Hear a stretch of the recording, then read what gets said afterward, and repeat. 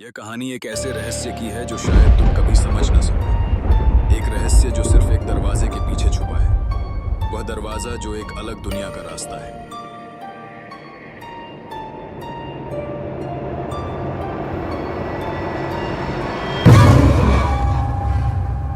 भारत के एक छोटे से गांव शिवगढ़ की कहानी है, जहां एक पुरानी हवेली के रहस्य के बारे में हर कोई बात करता है। अर्जुन एक शहरी लड़का अपने दादाजी के मरने के बाद उनका छोटा सा गांव देखने आता है। गांव के लोग उससे हवेली के बारे में बताते हैं, लेकिन सभी कहते हैं कि वहां जाना मना है। एक रात अर्जुन को दादाजी का एक पुराना संदूक मिलता है। उस संदूक में एक डायरी होती है, जिसमें पुरानी हवेली और उसके एक दरवाजे का जिक्र होता है।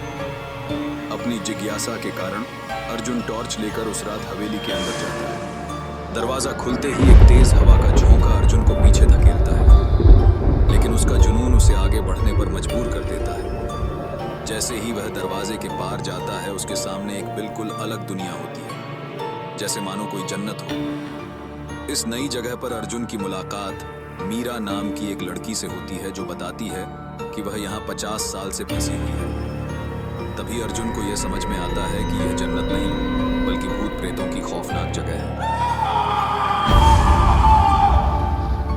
मीरा और अर्जुन को पता चलता है कि वापस जाने का एक ही रास्ता है, उस बड़ी घड़ी को रीसेट करना। लेकिन असली झटका तब लगा जब उनका सामना एक परछाई से हुआ।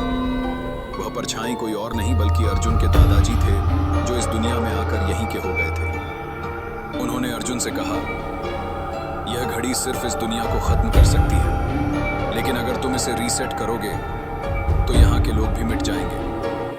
अर्जुन के पास सिर्फ 2 रास्ते हैं, या तो वह घड़ी को रीसेट करे और अपने घर वापस जाए, या इस दुनिया और यहाँ के लोगों को बचाए।